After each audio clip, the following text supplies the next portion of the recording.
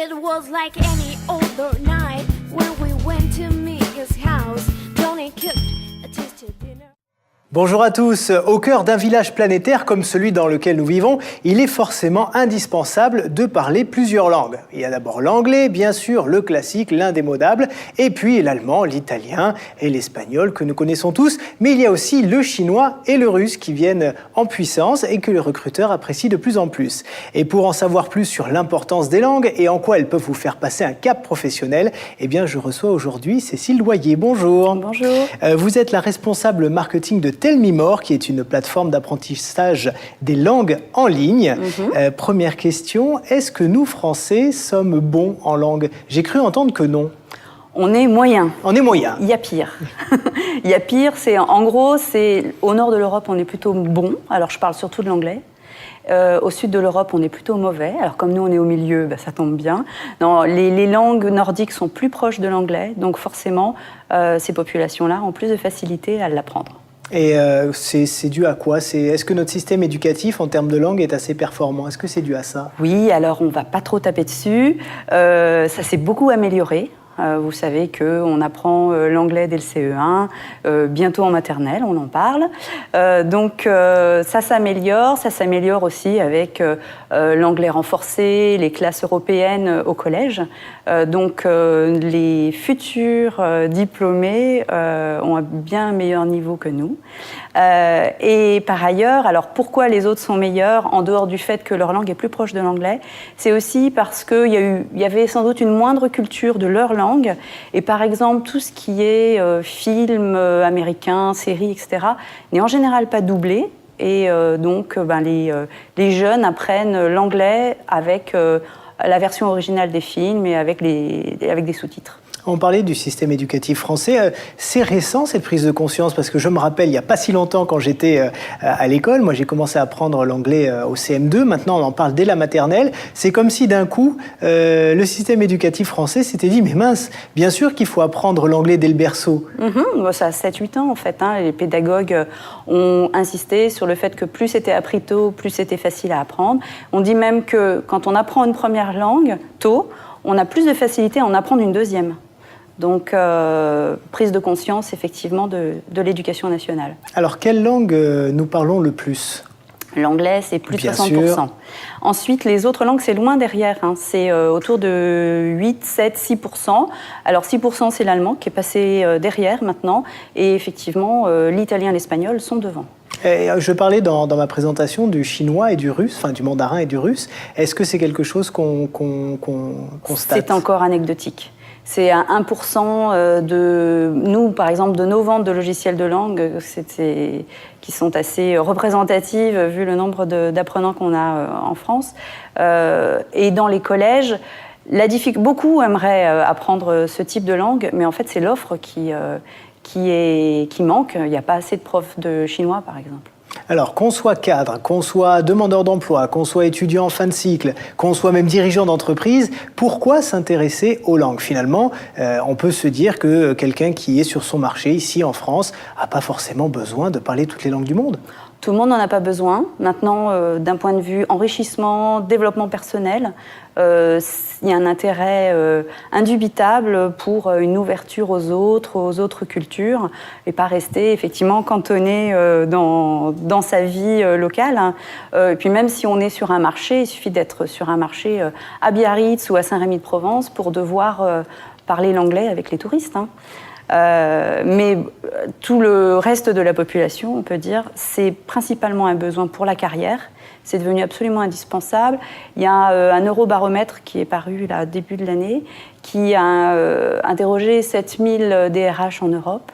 Et pour 30% d'entre eux, ça va être la compétence la plus importante pour les jeunes diplômés dans les années à venir, devant toutes les compétences techniques. Ça, c'est intéressant. Alors justement, en quoi les langues peuvent booster notre carrière? D'abord, ça sert pour trouver un emploi. Maintenant, comme je le disais, c'est indispensable. On se trouve sur des offres d'emploi où l'anglais courant est exigé. Ensuite, ça peut permettre de progresser dans sa carrière. Je prends mon cas personnel. Je n'aurais pas fait la carrière en marketing que j'ai faite si je n'étais pas partie 1 an à Londres au sein de mon entreprise. Et j'ai pu le faire parce que je maîtrisais déjà bien l'anglais. Ensuite, ça peut permettre de parer à toute éventualité. On a tous dans notre entourage des exemples de cadres quinquagénaires, par exemple, qui se retrouvent désemparés parce que leur entreprise a été rachetée par un groupe international. Ah oui, c'est l'effet mondialisation aussi voilà, qu'il faut et anticiper. il faut pouvoir tirer son épingle du jeu dans ce genre de cas, surtout que la concurrence est rude. Autour de soi, on a des jeunes diplômés qui arrivent sur le marché du travail et qui, eux, maîtrisent déjà pas mal l'anglais. Il y a aussi une opportunité salariale qu'il ne faut pas négliger. Il y a eu aussi des études qui ont montré, j'en ai lu une récemment d'un cabinet de recrutement, qui montre qu'il y a 25% d'écart de salaire entre des commerciaux qui ont besoin d'une langue étrangère et qui la maîtrisent dans le cadre de leur travail, et ceux qui ne sont pas sur ce type de fonction. Alors, il y a des pays émergents comme l'Inde, la Chine, le Brésil, qui sont aujourd'hui des grandes nations économiques. Est-ce qu'il faut s'intéresser à ces langues, vu qu'on parle d'avenir? Absolument. Alors, effectivement, la langue qu'il faudra maîtriser après l'anglais, ce sera celle qui fera la différence, celle qui permettra de se démarquer par rapport à d'autres concurrents sur le marché du travail. Et en tout premier lieu, vous avez raison, les langues des grands marchés, donc effectivement le chinois ou le brésilien, pourquoi pas, les langues européennes étant devenues, on peut penser, plus anecdotiques. Donc il faut s'y pencher, même si l'offre, vous le disiez tout à l'heure, n'est pas encore... Voilà, mais il y a beaucoup de professeurs de chinois, par exemple, qui sont en recrutement à l'éducation nationale, donc ça devrait bouger. Alors, parler une langue, c'est bien, mais sur un CV, on parle tous une langue. Si on regarde, quand on reçoit des CV, c'est toujours anglais, lu, parlé, écrit, espagnol, lu, parlé, écrit. Bon, aujourd'hui, tout le monde parle une langue. Ce que veulent les recruteurs maintenant, c'est vraiment de savoir si c'est opérationnel à un point, en tout cas, qui peut sembler intéressant. Alors, il y a le TOEIC en anglais. Est-ce qu'il y a d'autres sortes comme ça de validation des acquis d'une langue? Alors d'abord, en dehors du TOEIC, il y a de gros efforts qui ont été faits par la Commission européenne pour mettre en place un cadre européen commun de référence pour les langues. C'est-à-dire que vous prétendez à un niveau qui va de A1 à C2 en termes de niveau de langue, et un néerlandais, un norvégien, un français qui dira « je suis B1 », ça veut dire la même chose. On ne dit plus lu, parlé, écrit, on parle du niveau du CECR, ça s'appelle le CECR. Donc ça, c'est pour l'anglais. Bien sûr, le TOEIC, le TOEFL. Sur les autres langues, on a le BULATS. Et puis les examens des chambres de commerce. Moi-même, j'ai un diplôme de la chambre de commerce franco-espagnole, par exemple. Ça existe pour l'allemand. Et puis après, des instituts qui ont pignon sur rue en termes de certification de langue, comme le Goethe Institut pour l'allemand ou l'Institut Cervantes pour l'espagnol. Vous recommandez, vous, la certification d'une langue? Bien sûr. Bien sûr. Alors, les entreprises qui font bien leur travail en termes de recrutement font passer un test maison, on va dire, pour s'assurer d'un niveau de langue. On ne se contente plus du tout de la parole, du candidat. On s'assure par une discussion. Moi-même, quand je recrute des gens, évidemment, je leur parle anglais au cours de l'interview ou je leur parle espagnol selon ce que je recherche. Mais le diplôme, ça fait foi, bien sûr. Alors, la langue pour l'expatriation, c'est juste indispensable. On sait que beaucoup de jeunes et même beaucoup de moins jeunes pensent maintenant à partir vivre dans ce fameux village mondial. Donc, les langues, là, c'est...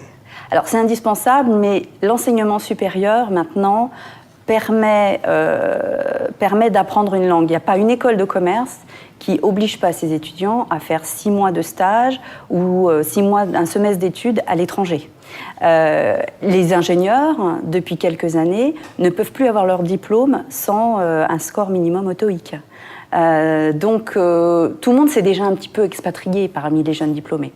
C'est vrai que les entreprises en Europe, toujours le même eurobaromètre que je mentionnais tout à l'heure, disent qu'à 25%, elles emploient des diplômés qui viennent d'ailleurs en Europe. On voit bien, il y a une espèce de concurrence européenne qui s'opère maintenant. Tout le monde est tenté par l'aventure à l'étranger et c'est extrêmement enrichissant. je le disais, d'un point de vue personnel, mais aussi pour sa feuille de paye. Bien sûr, oui, bien sûr. Je pense à un manager qui a 50 ans, qui a malheureusement pas la chance que nous avons eue et qui n'a pas eu tout ce bagage scolaire, en tout cas de langue. Est-ce que c'est facile pour quelqu'un qui a passé un certain âge de réapprendre les langues? Est-ce qu'on peut apprendre les langues à tout âge? Il faut être motivé. C'est la base. C'est la base. Mais qu'on soit jeune ou vieux, ça. Qu'on soit jeune ou vieux. Mais voilà, mais à partir d'un certain âge, est-ce on a toujours les capacités On a des bases. Bon, je vais parler un petit peu de mes produits, mais nos produits chez Telmimore sont faits pour des gens qui ont une certaine base déjà au départ, et ça permet de les rafraîchir en fait. On a un fond d'anglais, on a un fond de deuxième langue selon ce qu'on a fait, donc c'est pas tellement difficile. Vraiment, ce qu'il va falloir, c'est la motivation. S'astreindre à 1 heure de langue par jour, au minimum 2 heures par semaine de toute façon, quand on veut vraiment progresser.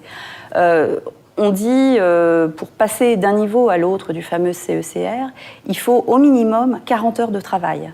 Donc on voit bien, ça ne va pas s'apprendre avec un casque pendant son sommeil. Hein. Oui, c'est sûr, il va falloir travailler un tout petit peu. Voilà. Après, il y a l'accompagnement humain qui aide.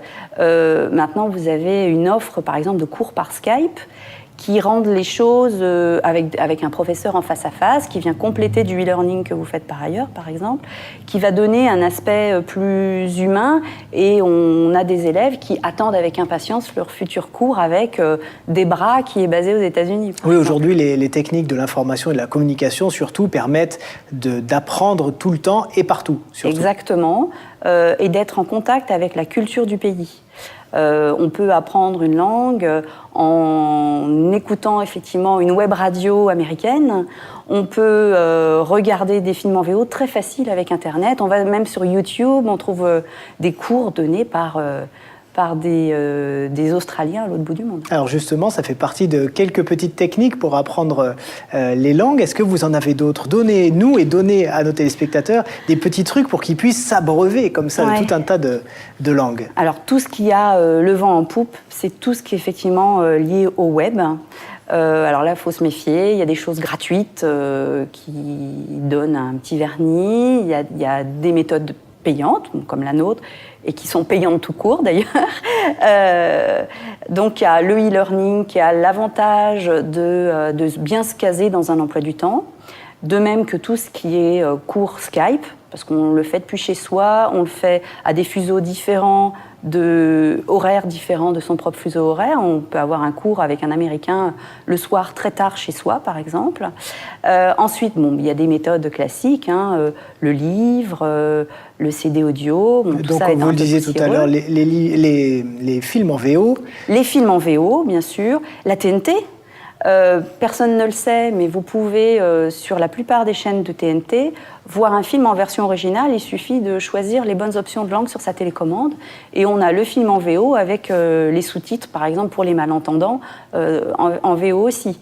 Et puis, on prend un DVD et puis tout simplement... on change la langue. On change la langue et on met les sous-titres en anglais et c'est un cours extraordinaire. Alors, c'est pas immédiat quand même. Juste pour cette technique-là, il faut quand même regarder un certain nombre de DVD pour avoir les expressions, voilà. On peut même vite se décourager. On dit, je comprends rien. Je le conçois. Il faut, je pense, d'abord passer par des leçons plus didactiques. Il faut acquérir du vocabulaire. Il faut combler les lacunes de grammaire, par exemple, sur des méthodes classiques, on va dire. Allez, un dernier mot à nos téléspectateurs pour vraiment qu'ils comprennent que parler plusieurs langues, c'est indispensable à leur développement professionnel. Je pense que les langues, c'est exactement comme l'informatique il y a quelques années. Les quadras, les quinquas, on avait bien compris à l'époque qu'il fallait s'y mettre face à la génération montante. Sur les langues, je pense qu'ils n'ont plus le choix non plus. Merci beaucoup Cécile Loyer d'être venue nous parler de l'apprentissage des langues. Chers amis, maintenant c'est à vous. It's up to you, comme disent nos amis anglais. À très bientôt. Au revoir. It was like any other night